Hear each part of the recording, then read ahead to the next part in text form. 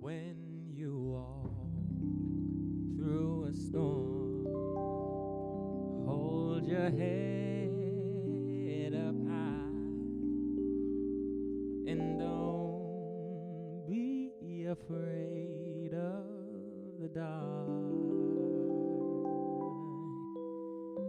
At the end of a storm, there's a golden sky and the sweet silver song of our love. Walk on through the wind, walk on through the rain, though your dreams be blessed and blown.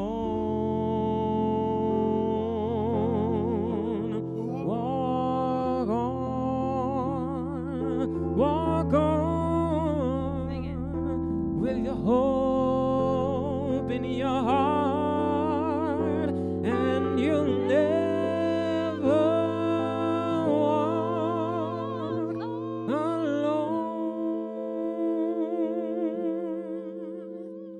You'll never walk alone. Yeah.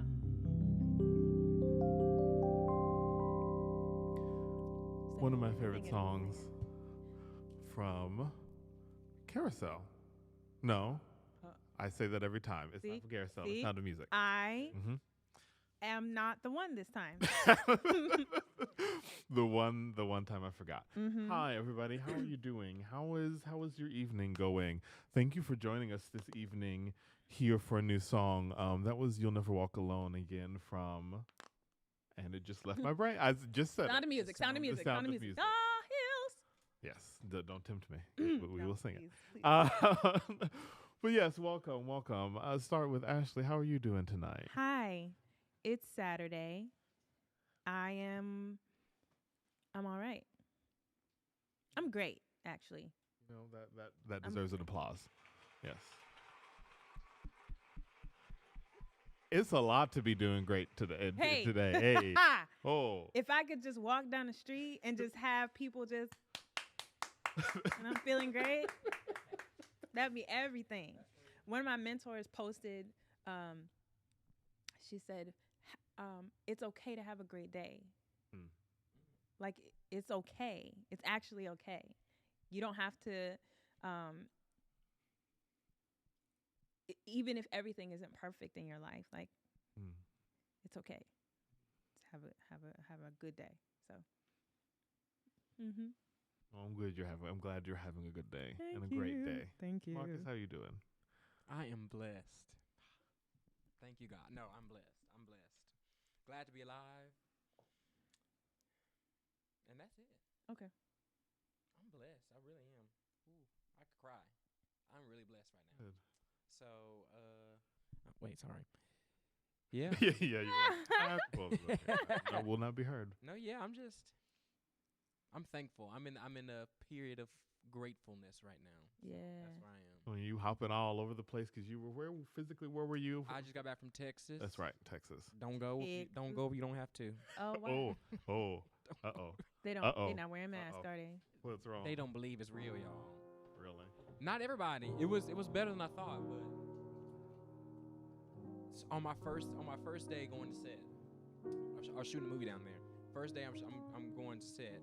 The guy who is supposed to be you know what? Let me not. Well, I'm You're like, not 'cause we going to just text filmed no this time film. soon. I want to know.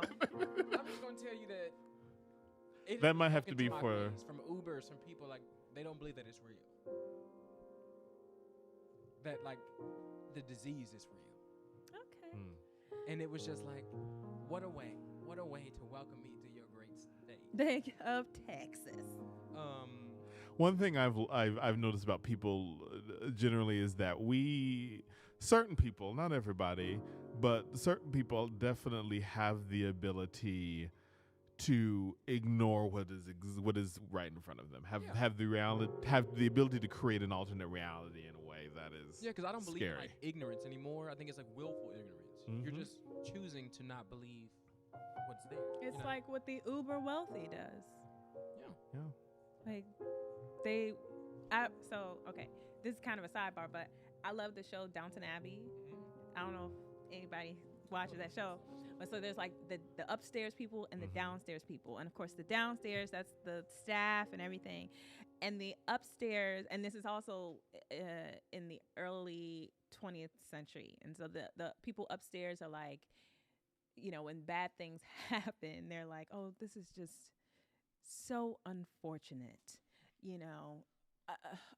this is just such an inconvenience. I was supposed to have a dinner tonight, and somebody got some sort of flu or something, and they were like, "Oh God, do we have to cancel the dinner? Like this is, oh God." I love that. That's the first thought. Do we have to cancel our dinner? Somebody one of the staff members, they had they had to go and check on their sick, dying bed father, and they were like, "Oh gosh, this is just horrible. Now who are we gonna get to serve the da da da da da da?" And it's like they just completely remove themselves from any upset.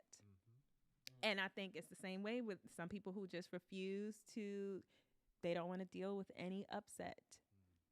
And there's so much to be upset about. So I mean, I can't completely blame people, but there are people who have the actual luxury of removing themselves from it. Anyway, that was just an aside. I mean, yeah, you look at COVID. I mean, most of the people, I live at like the top of the Upper East Side, and you look at a lot of the buildings in this neighborhood were empty. They either moved out or they packed their bags and went to their other houses. Right. My partner is from Amagansett, which is kind of out in the Hamptons, and he went out there to visit his parents, and he was like, he's lived out there all of his life. He's like, I've never seen traffic in the off season like this. And because the on season when everybody's out there is usually like Memorial Day to Labor Day. Yeah. I think that was the right one. To their houses. Yes, and relax. But then they're back to the city, back to that usually after that. But he was like, this has never been like that, because a lot of people have bought and moved out. Yeah. Because they were able to just remove themselves. That's what's happened. And if in I Jersey. could, I would have as well. Yes, it surely would. Yeah. But that is a privilege. Yeah. It is. What are we talking about today? So let's start with the prayer of the week.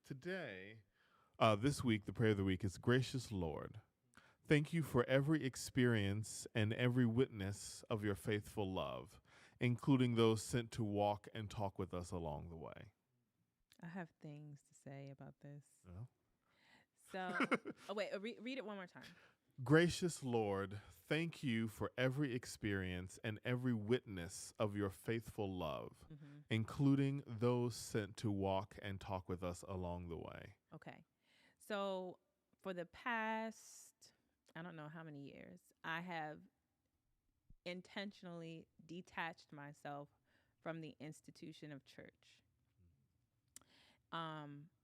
Not my belief in Christ, not my belief and love of God, but the institution of the church, which was very difficult for me because, especially when I had my daughter, because it was like, oh God, well, now how am I supposed to teach her? How am I supposed to, how will she know? And for a long time, I felt guilty about it. I didn't feel guilty about questioning. I just felt guilty about not going. And so I guess it's almost been about 9 years or so now, because the beautiful thing that happened is that once we moved here, we being me and my husband, we found a community of people who taught us how to see, or not who taught us, who affirmed us in the seeing of God in unconventional places. And it took a long time for me to feel okay and feel settled in that space. And recently, I've kind of had this revelation, and I feel like God is saying, it's all right. Like, this was a part of my plan all along, for you to be in question about how to worship and how to commune with me. Like, I didn't go anywhere. In all of the areas and all of the ways that you are searching for me, searching for a more, what's the word? Real, for lack of a better word. I can't, it's right on the tip of my tongue, the word that I want to say. But a real, an actual, authentic, thank you, relationship with me. Everywhere that you have searched, I was there. I already knew that this was going to happen. And so when I hear that, it makes me think about the faithfulness of God and the like being able to count on God. And we hear that phrase a lot, like, you can count on him, you can count on. But when you really experience that, that's what that brings to mind, is like actually experiencing being able to count on God in places that are other than an actual church building. So yeah, like God's love is just real. It's real and it's everywhere. And I have found and I'm still learning how to, or trying to figure out what it is, where's the best place for me to commune with God and to convey that to my daughter.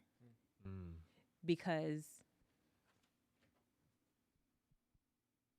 it's important for me that she understands that, but it's also important for me that she understands that God is something that's so much bigger than being a he, being a she, being in a specific place, being through one religion. Like, God is so much bigger, and God is faithful. When you are not just faithful to God, but what being faithful to God means being faithful to who God made you to be. And that's hard. Those are my thoughts. Oh, it's impossible. That's why so many people are just like out here in the streets, like, what am I doing with my life? You know, because and if you were raised in a more traditional or conventional setting, thinking like that means only one thing. It means like being faithful to your authentic self means being heterosexual, being name some other conventional things that most people in a church setting would believe. Conservative means for some congregations, white. Right. It means you can't cuss. It means you know what I mean? Like, and all of these things are not what I believe. I won't say they're not true because I can't speak for other people, but for me, God is so much bigger. And I have August, my daughter's name is August. Her godfather, we talk a lot about this, and one of the things that sticks with me is that he's said is like, God is not that petty. We're petty. Like, but God is not so petty as to leave you alone because in this moment you're questioning how God exists, or you're questioning how you're supposed to serve God, or how the things that happen on earth can happen on earth. God's not going to leave you alone just because of that. God's not that petty, So that's all. Can I add on to that real quick? Of course you can. Go ahead and add the words. Say 'em. Because I am almost on the exact same spiritual path as you. Mm-hmm. Literally, like you are speaking from my mind. Uh-huh. And only thing I want to add to it is that for me, it started happening over the past year, and I'm a big reader. The book, The Color Purple, absolutely changed my life. To this day, like that is the book that truly, honest to God, changed my life. And there's a whole bunch of different things that I highlighted throughout. There's a passage in it, because throughout the way that the book is set up, I'm sure most people have seen the movie, seen the musical. But in the book, every single chapter is a letter from Celie to God. So it always starts, "Dear God, today this happened, blah, blah, blah, blah." And that's what every chapter is. And she gets to a point at the end of the book where she goes, I might not get it all the way correctly, but she goes, "Dear God, dear stars, dear trees, dear sky." Right. The sky, dear moon, Dear people, everything. And it's always been the everything for me. Yeah. And I started to see see God in everything. Mm-hmm. I call God Mother, Father, God, because like you said, it's so much more than just a specific. But no, there's like I was in Texas and I saw the second largest canyon in America after the Grand Canyon, and I just saw God. Like it was a natural occurring, beautiful sight that didn't seem real when I was looking at it. Yeah. And it's just like in those, and the biggest thing that I see is when I was in Vermont doing a play years ago, there was this beautiful waterfall, and I just felt, there was something in me that just released. Mm-hmm. And it was just like, look at that. That is where God is. Yeah. God is in every single little thing. And I agree with you 100%. It's just, I just see it now as so much bigger, and I look for it. Yeah. Now I seek it out. So I go, where's the God in that? And you find it, and you see things differently that way. I know it's a little off topic from the quote, but I just felt that. Yeah. I did. Yeah. You know the song "Yes, God Is Real"? You don't know that? I'm not gonna See, I knew. See, I should have brought the hymnal down here because I'm not gonna say no because I might pull up the lyrics. I might recognize it. Yes, God is real. See, that's why I shouldn't have brought the hymn down here, because I was going to pull a bunch of stuff that nobody knows. And I want to open this up to the chat as well. This question, Marcus, were you raised in the church? I was 100%. Before I was an actor, I was like a singer in the church. I was always scared to sing in church. It's funny because I was always scared to sing in church, but then when we have like Bible study at my grandmama's house, my cousins would be leading a song and whatnot. And all of the aunties would be like, "Yeah, Ray, sing." And I'm like, "Wait, I can sing better than him." Yeah. Like, hold up a minute. Right. I'm like, "Wait, but I can sing too." So hold up. And so then I get all, I want to jump in, but they're like, "No, you was nervous. Now you want to sing." Ooh. Anyway, so no, yeah, I was raised on my mom's side. It was more like I think it was Presbyterian, more like I don't know what the word is, more like reserved. And then on my dad's side, it was shouting. I don't know what the denomination was. Pentecostal, probably. Pentecostal or Baptist. It was to the point where I'll never forget. I see it in my eyes every day. I was like maybe 8, 7, 6, 9, around there, and I'm sitting in church, and I called my grandmama because I was the singular person in the church not shouting. I was like, "You're like, what is? Who gonna take me home?" People were laid out on the floor. People going to the bathroom screaming. Like, it was hot in there. It's time to go. You're like, Who's gonna take me home? I was having a good time. I'm just like, so when it's all said and done, who gonna get up and take me home? It was one of those churches, but that's really where I learned. You like, God, I don't know how I'm gonna get home. You good? hello. Because you No. don't want to touch somebody because they get speared again. Right. It's like, ah! You know, some of them folks be jumping. Right. Knock yourself out. No, yeah. So I was raised in that, and so it felt very like, I feel like that's what gave me kind of the ceilings of like, maybe it's not just so traditional. Because I mean, me personally, like, sometimes a traditional church setting makes me a little uncomfortable. Because it just feels so much less. It feels so much more about like, let's make sure we're doing these things to please God. There's less grace. And there's less grace, and there's just less like relationship, connection. I feel like that's why, especially in a black church, music is so important, because you feel it. Like, you know, music is just something that you feel, and you open up those emotions, and you can feel a spiritual connection. I feel like sometimes some organizations forget that, and it's just more about make sure you tithe. Yeah. You say your prayer. Like even when someone's giving a prayer, and it's just like a prayer. Right. Like, let me like, you know, what's on your mind? When they say Father God like 50 times in the prayer. Like, Well, because like, you know, hallelujah, Father God. I On wrote today a we come to you show. on this Saturday, Father God, and we want to say that we thank you for everything that you've done, Father God, and we want to just bless the hands that have prepared the food, Father God, and it's like,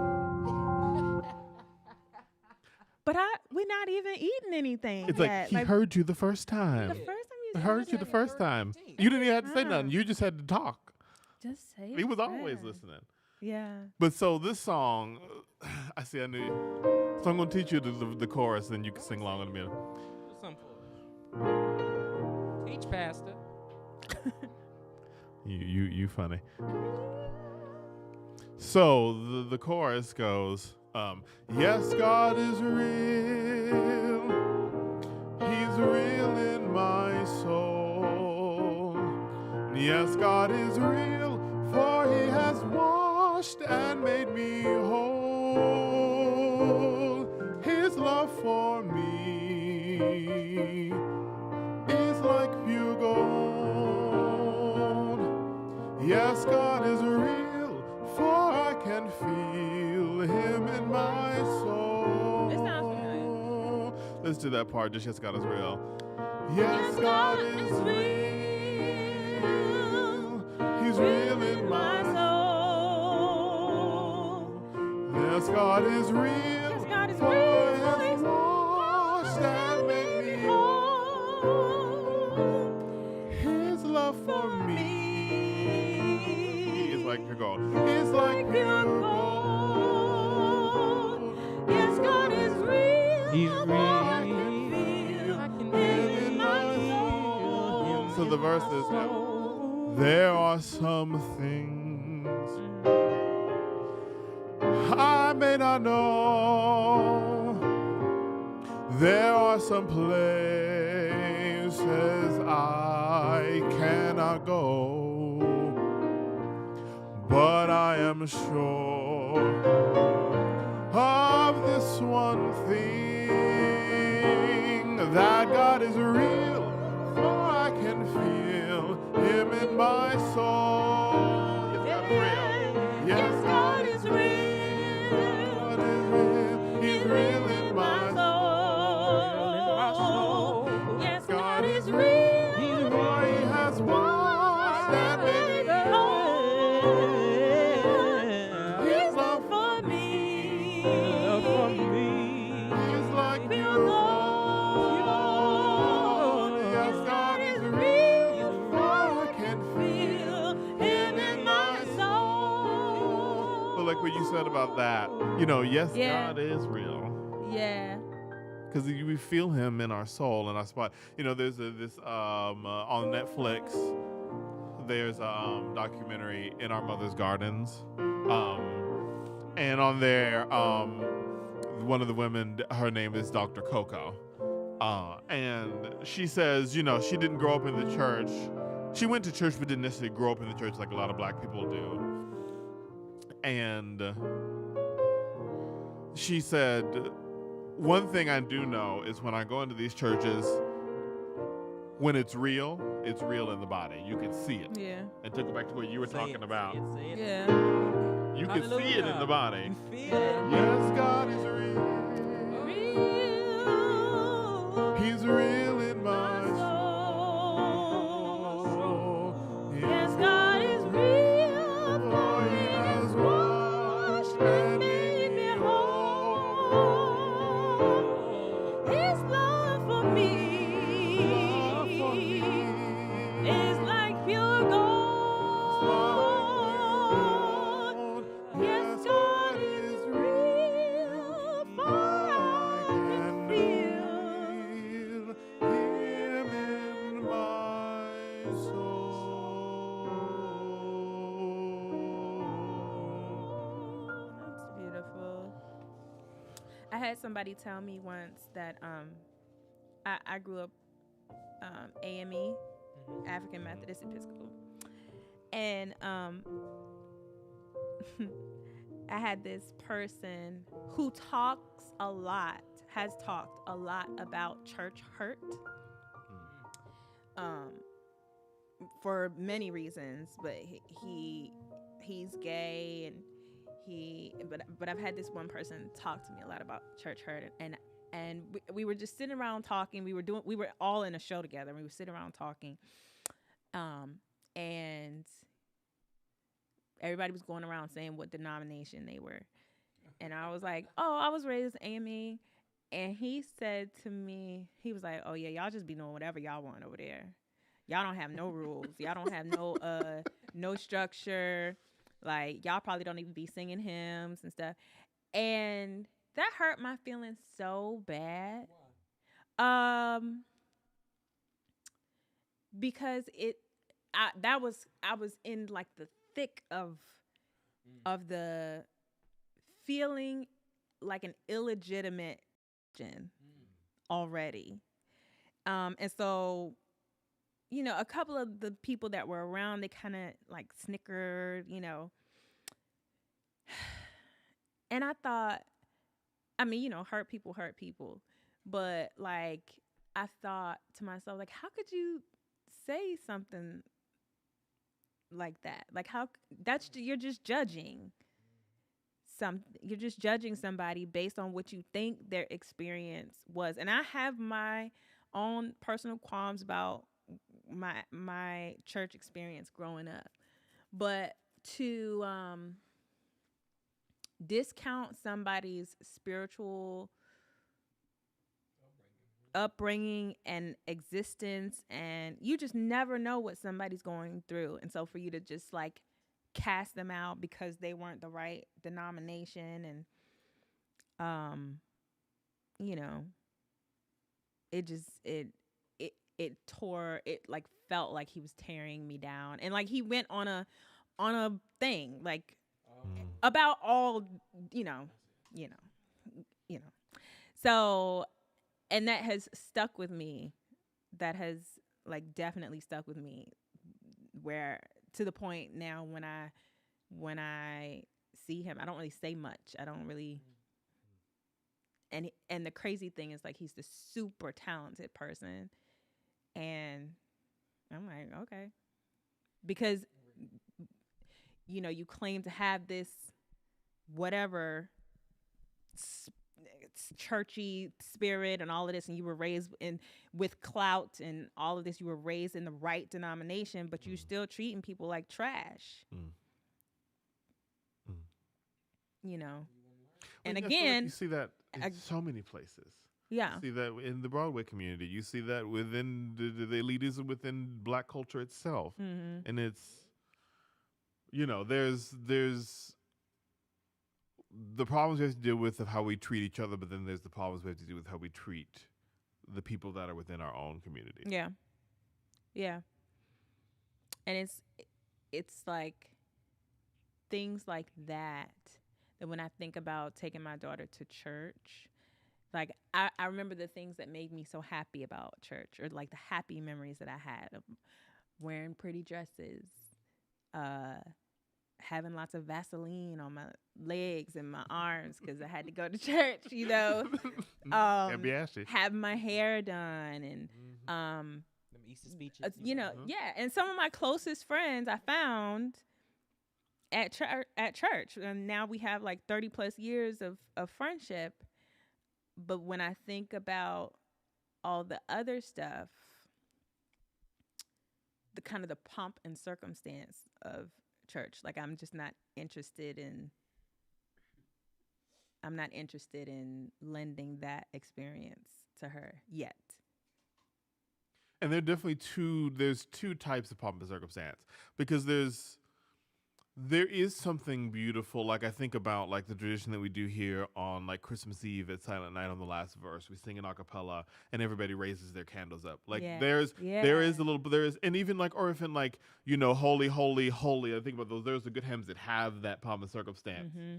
But then there's, going back to this word, the petty pomp and circumstance. Right. The because politics. that to me is not pomp and circumstance. That to me is custom and reverence and tradition. Mm-hmm.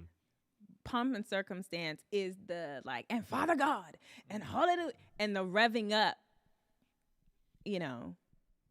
But we 5 minutes into the sermon, or we like 10 minutes. What's the lesson? I haven't even learned the lesson. When I went to visit, I went to, the church. I cannot think of the church. It's 16th Street Baptist Church in Birmingham, where the Forest Pounding Girl, that's the name of the show we're on. But I went there to do research for a show. And we went to the Sunday service, and it started out, and the whole sermon, I kept thinking in my head, why are you yelling at me? Why are you yelling at me? God like this? The microphone is loud enough, I can hear you. Why are you yelling at me? I like a little yell. And well, every now and then, yes, but you think about this in a well curated like acting performance. Yes, you my husband have says that a lot. your a really good. Like a really good actor or actress can curb, and a really good pastor can curb it so that those moments, you have those moments of strength and those moments of, but they're very specific, they're very well thought out, versus he just yelled the whole time. And I didn't learn anything. No. Like, what from that have I learned about how to be more like Christ? And I think, you know, we always talk about how we as the Black community say, but black people, we are not a monolith. We are not a monolith. But then somehow we only feel legitimized in our spirituality in those settings. And that is as if that is the only way that it is only normal that we as Black people commune with God in that way,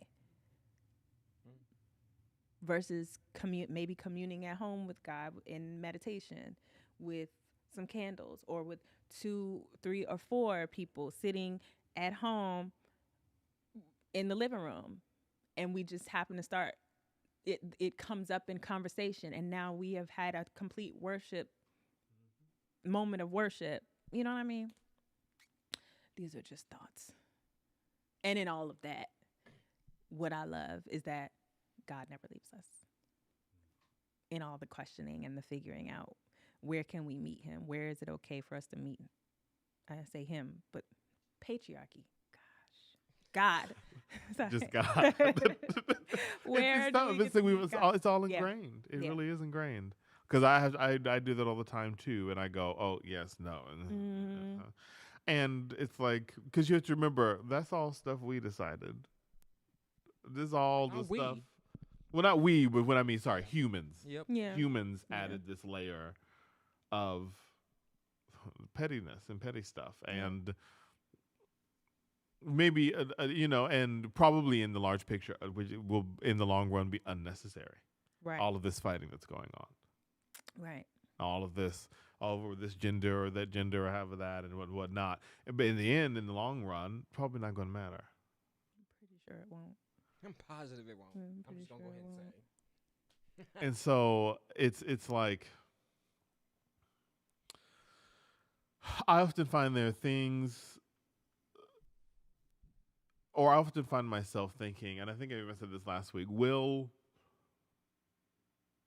there are certain things that you fight for in order of knowing that it will never happen within your lifetime. Mm-hmm. But then there are certain fights that you have that you go, even outside of my lifetime, what is this going to accomplish? What is fighting over what is me not understanding, what's there's a proper word, but what is me not agreeing with how this person sees themselves going to change about the world?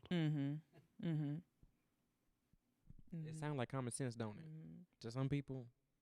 They will sit here and argue down about But like you said, you just got back from a group of folks that don't even believe that COVID is real. Okay. So I would say that not trip surprised. more than anything really, it made me not even. This isn't even a judgment; it's just a comment. It made me really realize how your locale changes what you experience and what you believe and all of that. Like where you are in the world. Like Texas is so far from New York, and not just geographically. They're just, you know what I mean? I often talk about the South feels like it's it's not quite, it hadn't quite made 2021. It's still like some parts are still in 1980, some parts are still in I feel 1939. I feel so bad too. What'd you say? 1939. Oh my. Because I want to go. You go into some deep parts of Alabama, you don't know what everybody you're gonna find. is, like I want to get there and I want to assume that like, okay, I don't want to assume that because you're from the South that you're this way. Right, because I have one of my best friends, she cannot stand it. She's from North Carolina, and she cannot stand it when people are like, well, because in the South. Yeah. She's like, we're not all. It's real though, because we're from It the is, South. yeah, we are. But it's that thing of like, because my co-star in this movie plays my dad. He's obviously a black man, and he was talking about like we were close to like the last day of shooting, and we both saw each other at the gym in the hotel. And he was like, man, I've had a great time, but I can't wait to go home. And at one point he was just like, yeah, I'm just tired of being on alert. I was like, that's real. That's real, And I mean, there's never a point in my time down there where I felt unsafe. But I'm not gonna lie and act like I wasn't 10 times more on alert than I would be in my Brooklyn neighborhood where everybody is speaking patois and they from the Caribbean. Right. And so it's just that thing of like, when it comes to even that, when it comes to like, what people believe and don't believe and what people think and don't think, it's just like, it's hard not to make assumptions because you have to make assumptions to survive as a black man. Black woman. Well, and that's like anything. Kind of my like, that's why for me too, like stereotypes tend to be a double-edged sword because they are as humans how we learn to survive And understand, yeah. But at the same time, if we are claiming we are so much smarter than, we are so much better than these people in the past, we should be able to curb that natural instinct like we do other ones. I hear you. I think it's less that we need stereotypes, and is that since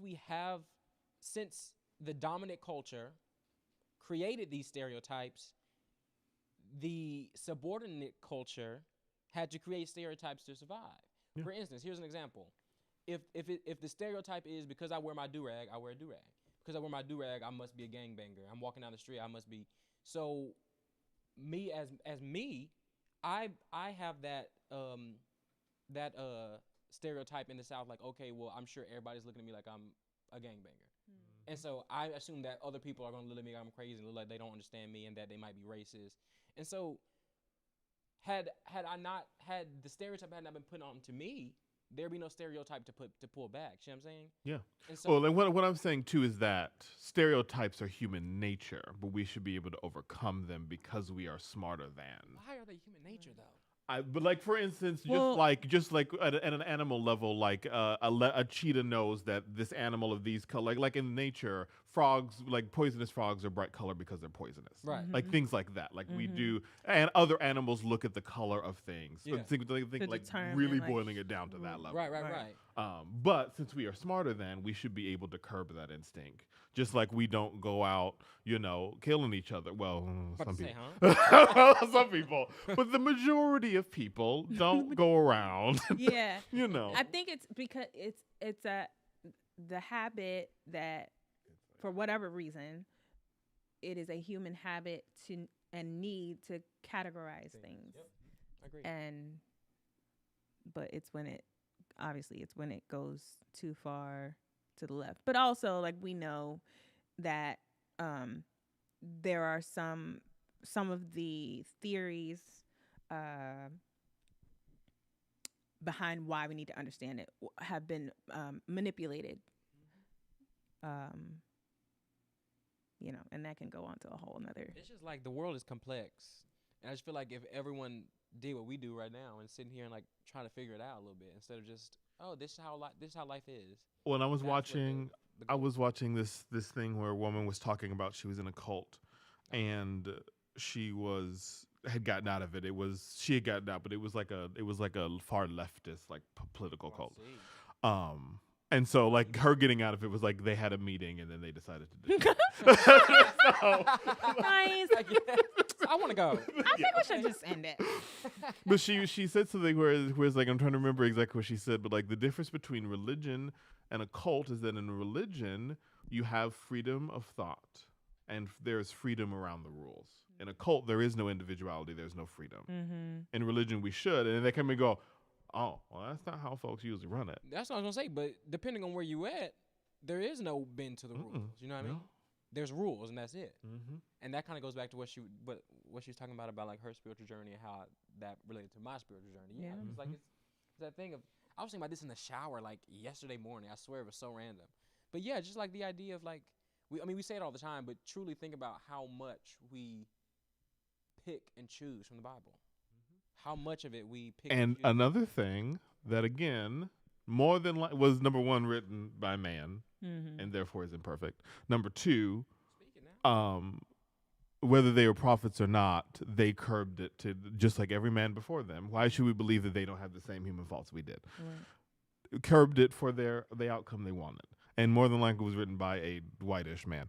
So, of some, whatever that equivalent, So there's probably even stuff in there that's been left out. I mean, there are other writings that from that time period that go along with it. And so it's like, I hate when people start taking all of these little verses, these little chunks of that, and then like, the Bible says this is like, well, no, but if you read the whole chapter, actually the Bible says this. Context clues. And then if you read the whole thing, the whole story is telling you. Look at that. If you read the whole thing. Simple things.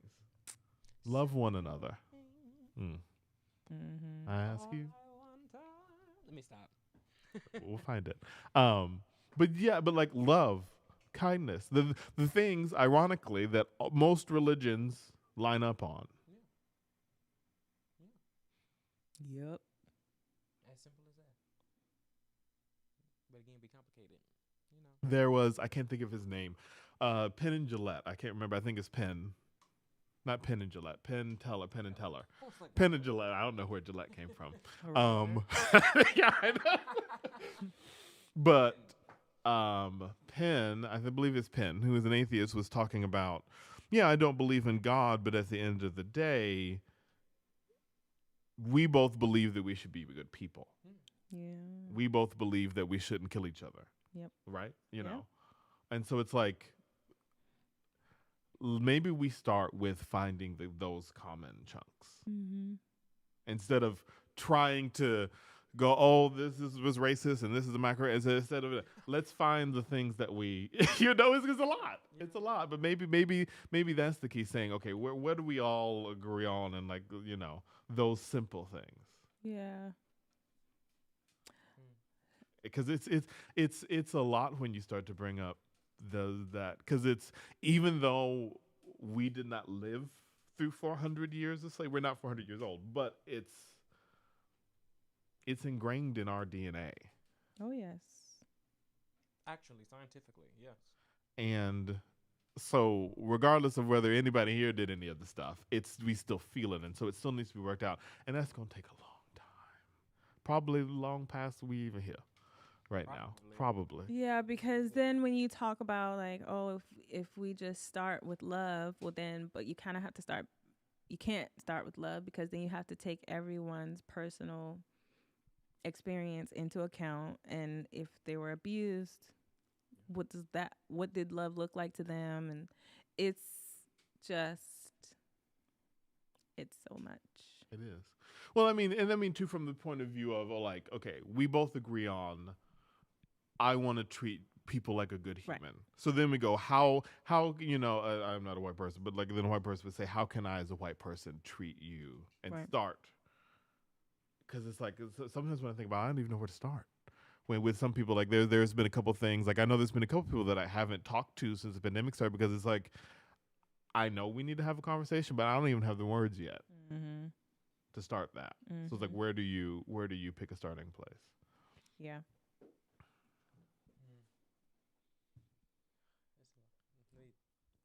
What are we singing? What are you gonna say? I don't know. What are we singing? I'm just playing. What are we singing? Let's sing something.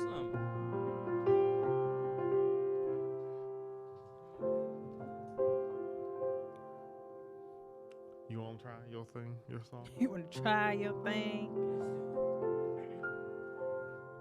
Now this will be fun. Won't it? Because Okay. I've only heard this song once, and it wasn't with you singing it, and I know you're not going to sing it like you sung it. So I'm just going to give you your starting chord, and I'm just going to follow you.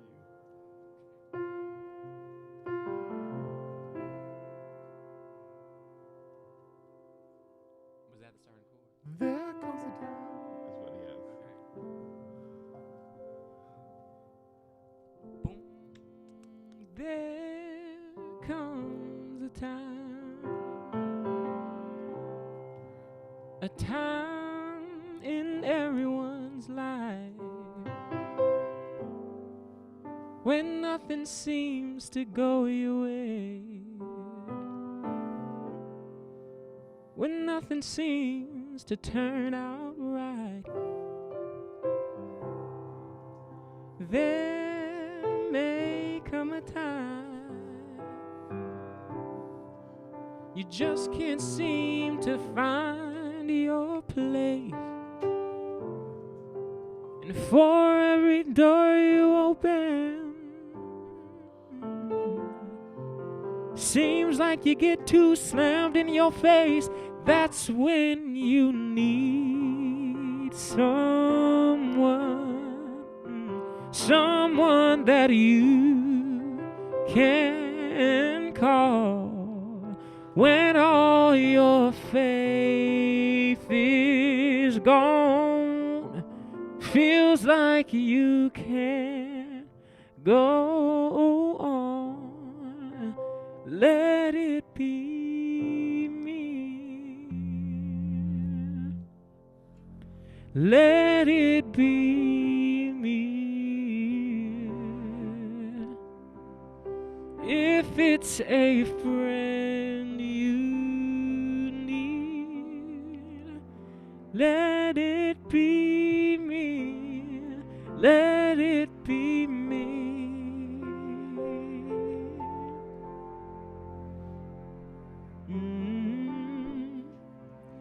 Feels like you're always coming up last. Pockets full of nothing, ain't got no cash. No matter where you turn, you ain't got no place to stand. You reach out for something and they slap your hand. I remember all too well how it feels to be all alone. You feel like you'd give everything for just a little place you can call your own. That's when you need someone that you can call when all your faith is gone. You feel like you can't go on. Let it be me. Let it be me. If it's a friend you need, let it be me. Let it be me.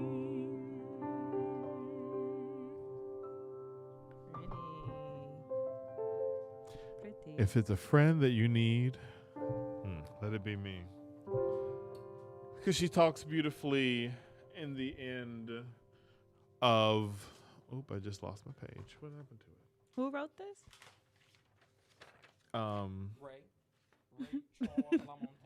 Ray. Ray. People are like, hooray. Ray. Hooray. Like you know Ray. Right. Ray.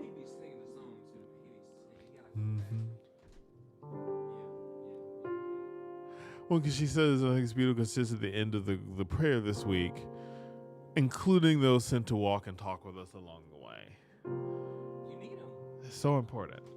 Friendship is so important. It's so important. Yeah. And different types of friendship. Yeah. Diversity in friendship. Just family, anybody, just somebody to walk the journey with you at some point. You know, you're on your own path, but sometimes you had to step over to somebody walk on and help you a little on the way. It ain't going about their business. But no, yeah, like it's real. That's why, you know, the whole point is to love and to uplift yourself as well as others, because when the time comes that you need it, you praying that it comes, and when it comes, I'll never forget. There was one point. Oh my God, I could cry thinking about it. I was about to move out of this apartment. Well, I was like, I have to move out of this apartment. It was a bad situation, and I was so stressed about it. And I'm just walking headed back to the apartment, just walking. And man, when I tell you God is real, when I tell you I'm just walking, and this lady behind me just turns around and said, whatever it is, let it go. Hey. When I tell you, I literally broke down. Yeah. She said, whatever it is, let it go. Didn't he say that whoever shall believe in me will have everlasting peace? Let it go. And then she just turned around and walked away. That's crazy when things like that happen. Just like It's in my journal. I was just sitting there crying. I was like, what? Do you know me? right. But it was like, let it go. And I mean, it took a little bit. I had to work at it, but I finally let it go, and it worked out. Yeah. But like, it was that moment. Like, what prompted her to say that? I don't know what it could have been. You know, I don't know if everybody gets it, but every now and again I get these I'll fill in my head. Like I'll see somebody and a word will pass across my head. I usually never act upon it. But sometimes it just is. Yeah, sometimes you just that's what it's bless somebody. Bless somebody if you can. Well, I mean, I believe wholeheartedly that God uses people to say things to you, and the only way for it to like really penetrate you is if it comes from somewhere that you're not expecting. Because of course, if you've been guard has to be down. Right, if you've been talking to your mama the whole time, mama, you supposed to say that. Talk to your husband, talk to your siblings, your friends. Y'all supposed to say that because y'all love me. But when it comes from a source that's like, wait, what? Like, okay. You know, I immediately connected with it. As soon as she said it, I literally looked. I said, thank you. Yeah. Because I was like, I hear you. Yeah. You've been trying to tell me this, and I wasn't listening, so you had to make it loud and clear. Mm-hmm. You know, it reminds you that... hold on a second.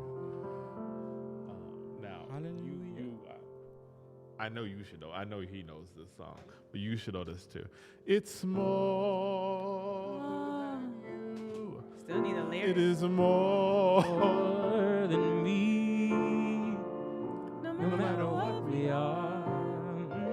We are a family. This dream is for all of us. This one can be real. Something For all of us to share. So don't think you're not going anywhere. You're staying and taking your share. And if you get afraid again. I'll be there. We are a family, Like a giant tree, branching out to the sky. we are family. We are so much more than just you and I. We are family, Like like a a giant tree. growing stronger, Yeah. growing wiser. We are growing free. We need you, Lord. Yes. We are A family.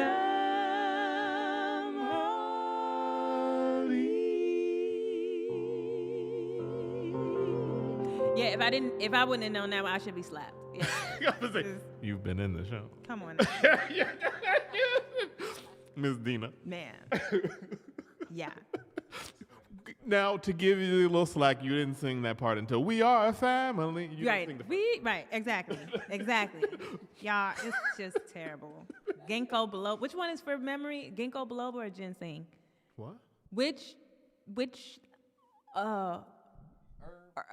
vitamin, herb, something helps with? I have no idea. Okay, Probably one of those. let's look it up. It's like, wow, we're here. We'll give you a little medicinal advice in the meantime. Ginkgo biloba. So while she's looking at that, I want to look up the quote of the week. So the quote of the week is by Virginia Woolf, and it says, "If you do not tell the truth about yourself, Ha! you cannot tell it about people." A word, y'all. Who said it? Who said Virginia it? Woolf. Go on, Virginia. Which is what I was talking about. Lord. When the true faithfulness, the true act of faithfulness to God, and how is being faithful to how God made you authentically. Truthfully, yeah. And that, therefore, is God's faithful love. Speak it. Hiya! If you do not tell the truth about yourself, How you gonna make it a question? How you gonna tell the truth about somebody else? You can't tell the truth You about can't. yourself. You can't even claim what you got, but you claiming on what everybody else got. You can't speak on who you are, but you speaking on somebody else. I mean, it's one of those things like there's nothing to say. There is nothing to Good. speak about that. Virginia It's is just there. saying words that are good. You saying words, Virginia. I mean, it's if you don't tell the truth, about yourself. let's talk about that. If you don't tell the truth about yourself, so what is the truth about yourself? The truth is who you are when you ain't putting on the front. Truth is who you are when you are communing with yourself wholeheartedly. If you are straining in your everyday life because how you project yourself outside is different than how you project yourself inside, then you're not truthful to who you are. I think that the truth. What you say? The truth to who you are. Who are you? Who you are is the you that you are when you don't apologize for yourself. Like that's when you stop apologizing for how you were born, what you stand for. That's the you. And it can change because, hopefully we're all out here exposing ourselves to new information. You can change, but who you are in that moment, I think as long as you are not apologizing and making yourself smaller, then that's being who you are. Oh, low back. I just have a friend who's very, very conscious of what everybody else thinks. And I'm so not that way. And so I try so hard to speak to him, just like, why are you worried about it? You know what I mean? You are who you are. Who cares?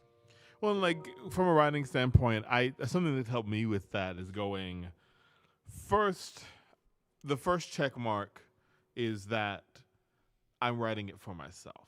I'm writing it for what I want to hear, what I want to see. Yeah. That if I check that off, if I've made myself happy, then whatever else everybody else say, it makes that process easier. Yes. And also defining for yourself what are you, what is your art and what is something that, because to me there's a difference between something I'm saying, this is what you see before you on this page, whether you like it or not, is my art, versus I am creating this piece of art to make you think about something. And I think you can do that in your personal art, but then, I do think there is value, and I think about this, especially from like creating a musical, in that fourth collaborator of understanding how other people perceive the art. Because some things, some art is not is not meant for other people to care about other people's reactions. Right. But some things are. Some things, like certain plays, certain things you write, you want people to gain a certain thing from it. So I do think there is value in that. But you have to check off that first box of, I've made myself happy. I feel happy when I see this. I think, but even because T and I are working on a children's show, I was like, I didn't write that music for children. I wrote it for myself. Because especially when I was a child, I didn't want to hear, baby shark do do do do do do babe. I didn't want to hear that. I wanted ragtime. I was singing ragtime, and not.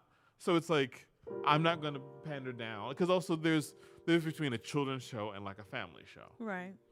And so it's like, even with that show, I'm like, I want stuff that I would listen to, regardless of whether it's for a kid or not. Because eventually, I don't think everything has to be. In fact, sometimes they have more wisdom than we do. They always do. I think it's because they're so fresh from God. That they're just like, that they're still like connected to that. Because we put all of our petty stuff source. They don't have all the gooky stuff.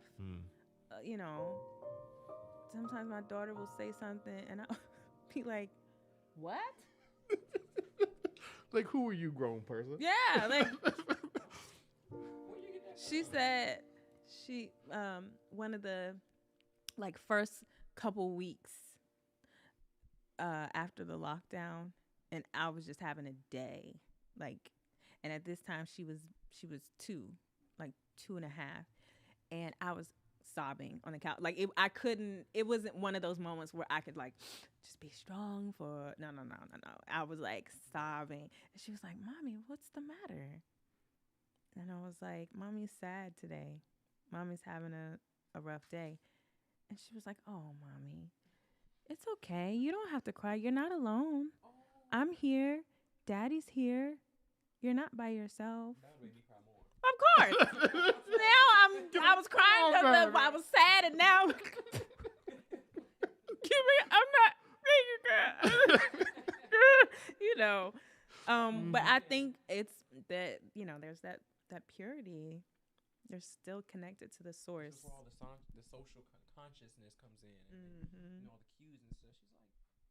She's like, because like a lot of people, they see you crying and they're like, I'm just gonna live in their space. She said, what's wrong? She said, Mommy, you okay?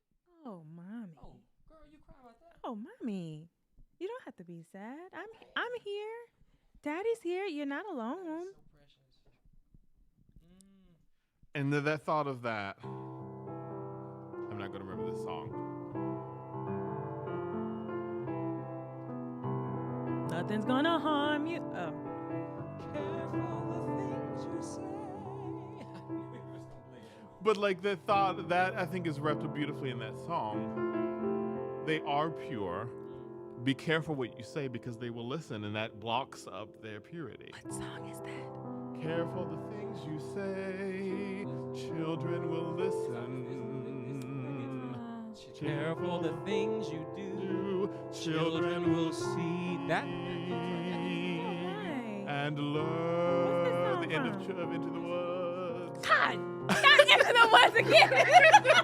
I told you it was going to come up. Children may not obey. My friend definitely yelled at Children me will listen. from last week because I didn't know that whatever the Into the Woods reference was. Always give it Into the Woods. If you don't know, just say Into the Woods. Okay. Okay. Children Got will it. look to you for which way to turn to learn what to be. You better sing and have a quality and a phrase. Are you okay? You okay? I'm sorry, because he be coming out the woodwork with it sometimes. He be like, oh, you're going to have a phrase? You're going to carry it? See, And now have I forgot the rest of the words. Sorry. How does it end? To learn what to be. For which way to turn? I could have just made that up. Careful before you say, listen to me. Children will listen. Children Will listen. Okay, I need to go listen to Into the Woods. Yeah. And you watch need to go listen it? to that. Should I You need to watch go it? Listen to the original first. So Okay. So on YouTube, watch the original Broadway cast. Okay. It's on. They DVD'd it. Okay. It's with Bernadette, All right. and then listen to Meryl Streep sing last. 'Cause I was going to say, Those are the. I was going to say Meryl is in it. And you know, do it. Meryl is my friend. That's my homie in my mind. That song. I was talking about this the other day, and I was like, I don't care what you thought about the movie. Meryl ate it up. Okay. She ate it up. Okay, like, Meryl. this is Meryl. Her And life. last midnight for me. I'm sorry, Bernadette, but it. The Meryl Streep gave Bernadette a run for her money. Okay, but And- but Meryl Streep also had the studio. Wait. Yeah, real. but so Wait. did Bernadette. On the Wait, original. stop. We're talking about God not leaving us alone. Yes, let And- me my Right, last we point. falling off. We falling off. Well, my last thing though, what I was gonna say is listen to that because it's Okay. the perfect blend of vocal acting as well as actually singing the notes. Okay. Oh. Like it's the perfect blend of He meant she that. sings the house down, but mean it, also but you He knew what hear. she's saying. And yes, she did have a studio, so she could hop all over the place. But But she still did. it still came out. Oh, Meryl can do no wrong. Okay, keep going. I just want to say, when it Except comes to maybe that for song, Mamma Mia. But Well, that whole thing is it's fine. not, It's fine. It's fine. From that song, I know it's called "Children Will Listen," but it always hits me different when it's careful the things you do, children will see. Yeah. Because I feel like we always talk about actions are louder than words, Right. and the little baby girl might hear you say a cuss word, but she don't know what that means. But she'll see when you do something that makes her uncomfortable. You better. You feel me? You want me to pour this? She water? will see. Oh, you will say the word. For example, we'll take this as a and white gaze and not GAYS but GAZE White. towards black people. They pick up on that immediately. They see how you look. You can't even say a word, but it's the way you change your demeanor. They will pick up on that, Oh, even yeah. those slight changes, and that's how they learn it. Everybody's saying so many words today. Yeah. Yes. Yeah. I'm glad that it took me a minute to catch up because you spelled it and you spelled it fast. I was like, Insert the meme of like the triangle. yes. Y'all was gone on to glory with the point of the thing. I was like, And she's sitting over here. What is he talking about? oh. Okay. Got it. With it. It's real though. No, yeah. It is, and they pick up on all of those subtleties. Sometimes even more than what you say. Always. That's what I'm saying. Yeah. That's the point I'm trying to make. Like, Yeah. Because again, children have to show, what does that mean, mommy? They don't know. You have to teach them that. They have to go look at, nowadays the internet, they can go look it up. Right. But they know when you pull them closer, you hold them tighter. Yeah. When you walk past a black person, that Yeah. equals danger. Because even on like an instinct level, like an animal instinct level, that's what you would, You're talking. I was going to say it's also reflexive. Mhm. It's also when the little black girl sees her mommy Oh yes. tighten in. Mhm. Yes. Okay, that's what I'm supposed to do. It may not even be a scary thing. It's just like that's what mommy does. Yeah. That's what I do. And she survived to this point, so Well, also, okay. Oh, she got something. Okay. Because we are all God's children, right? Right.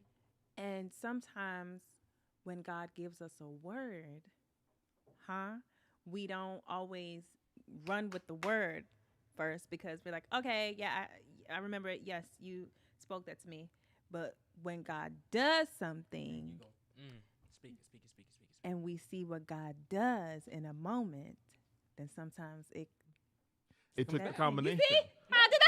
Like back to Marcus, it wasn't I'm a TV just show what host. she said to I'm a you, TV it was the show fact- host. It was how she said it to Yeah, you look at and me. how it happened. Yeah. It would because you could have heard that a million times. It's that the whole day. thing, like, because if you grew up in the church, you go to church, and if you're actually listening, you'll hear some stuff, but you ain't never been through that. Mm-hmm. And so it's just like, okay, I hear you, and you're listening because you're supposed to be good, or you're gonna get popped by your mom. Yeah. But like, when you get it could happen a week later, but when you grow up and it eventually happens, it clicks. And so again, I just feel like everything is so physical, and that's why that line, careful the things you do. Yeah. Because it just more fully encompasses everything. Because when you're speaking to somebody, you're doing something too. Careful the way you speak to so and so. There is The way action in those this words. man speaks to his wife, because that's gonna show your little son how he's speaking to his wife growing up. See what I'm saying? Even down to writing, looking at the movies. I was thinking about this. I was watching this special on Netflix, The Movies That Made Us, but I've always mom been told me thinking about about that. that. But it's like you look at somebody was paralleling, like all of these, like you look at like The Notebook, you look at all of these like romantic comedies where you have these persistent men that eventually get the girl in the end. No wonder folks act like they do. You're right. Look at the right. characters that we grew up on, that we base our, it's not, that's also something we see as children and learn from.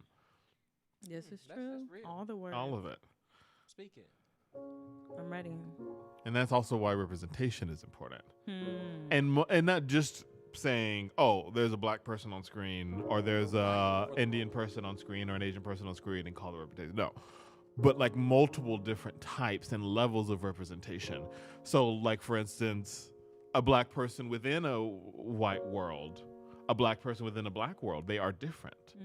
A black person within an Asian country, all of this is very different. And, the way we get to that is by producing more things like In the Heights. Yeah. That, even sure, it was not perfect, but it was an authentic piece, a tiny piece of that culture. And that can be part of the work. That can be part of that. Look at Squid Game. It's... because I know you can watch it dubbed over in English, but I went back to watching it in Korean because I want to hear their vocal performance. Oh, wow. Yeah, it just didn't work for me. I want to hear, because it's a completely different show for me when you can hear them emote. Wow. But I just want to add to it on a deeper level.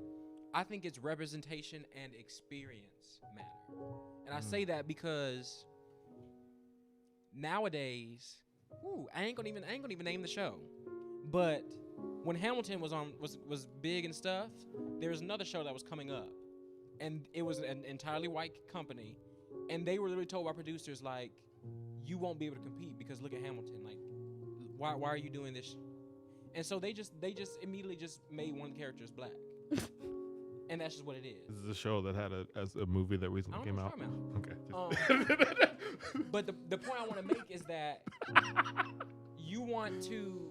That's a whole. It's more than just representation and seeing somebody that looks like you.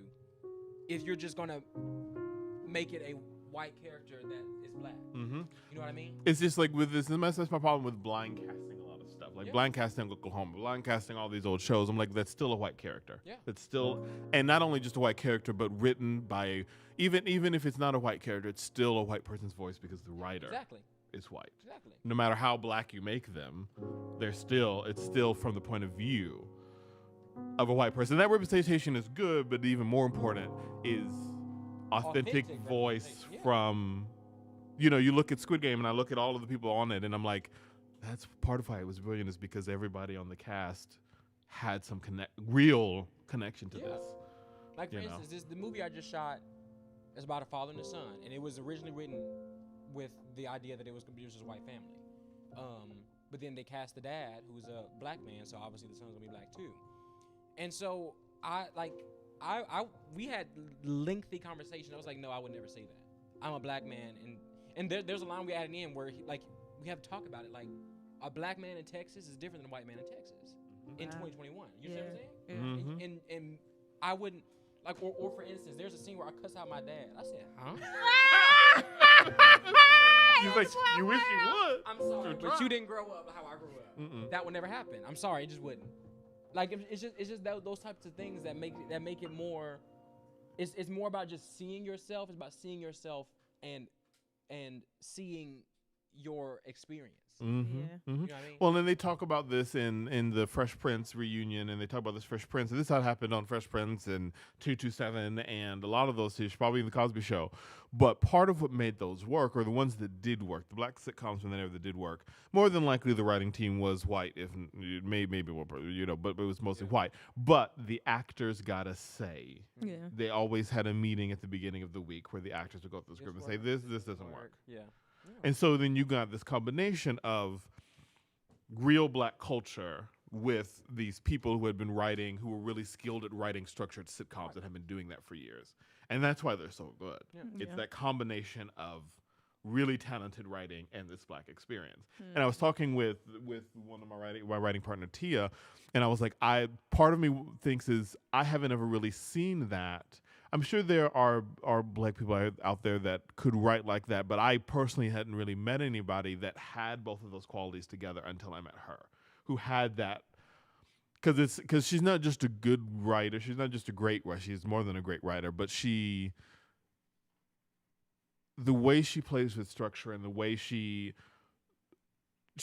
writes at the level of those greats, if not above, and she has the black experience. Yeah. And it's like, well, maybe not until now did we really have that in such a way, also combined with people being willing to listen. Or not even really willing to listen. And because not even being willing to listen, it's saying, so they want more black people. Okay, so we'll pay attention a little bit. That's really what's happening. It's not, people aren't really listening. They're doing enough so that people will be quiet. Yeah. Not enough. Let me hear Great Is Thy Faithfulness. Uh-oh. You better sing it down. Okay.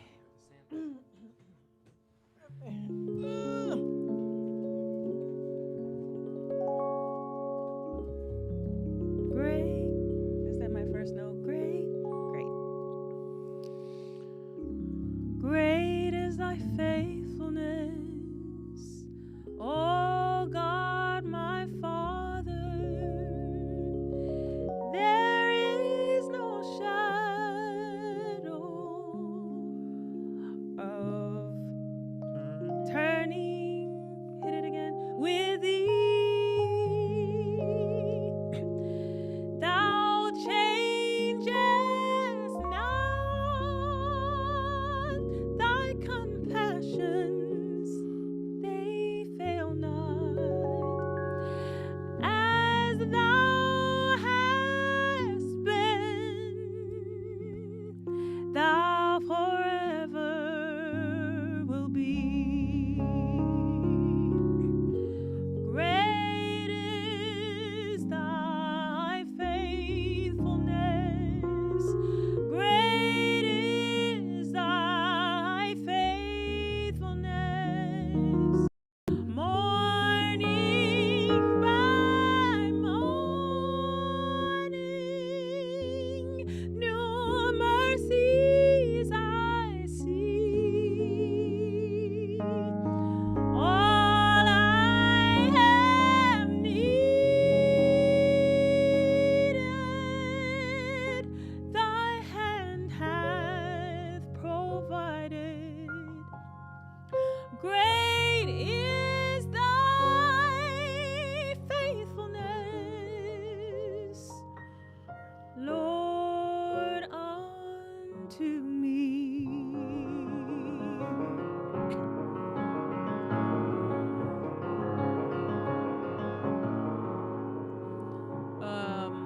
Sing it with me. Summer, thank you, and winter, and springtime, and harvest, sun, moon, and stars in their courses above, join with all nature in manifold witness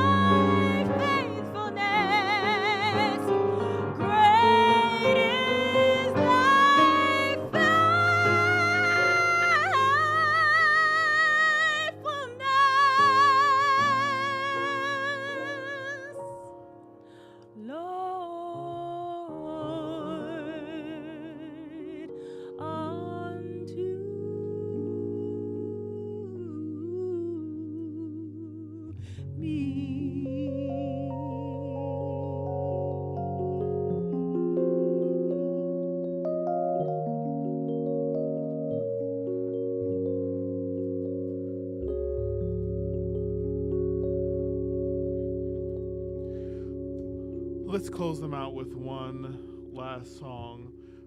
This song is kind of wraps up a lot of what we're talking about with, you know, how do we begin this certain conversation? How do we do X, Y, Z? And honestly, I think it comes back to faith and saying, you know, I think there's a lot of ways you can look at life, but often I tend to take the point of view of how can I react, not how can I control. Oh, yikes.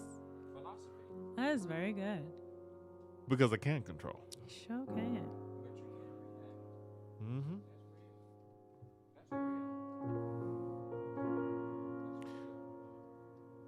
So we'll end with this almost like a prayer for God to order our steps throughout the week and throughout the world as we navigate this change, everything that's going on through this pandemic, so that we might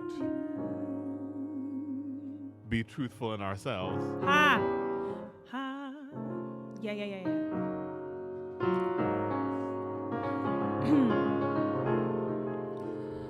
Order my steps in your word, dear Lord. Lead me, guide me every day. Send your anointing, Father, I pray. Order my steps in your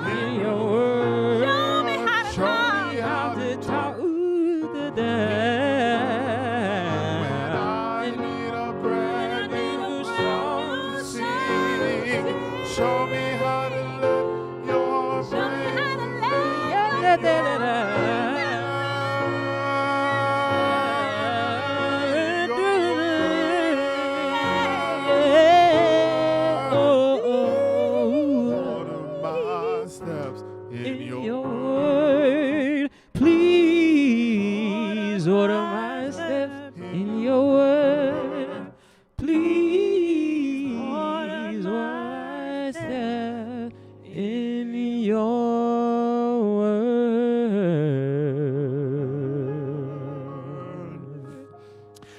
I did not know you were gonna play it in that key. We're coming along. And what the key? Said, Oh no, it was good. But thank everybody for coming out tonight. This has been a new song, episode 2. Thank you, Marcus, for joining us. having me. And this has been fun. We hope you'll join us next week. We'll be here Saturday at 5. Share this with your friends and come back next week. We'll see you right here. Be blessed.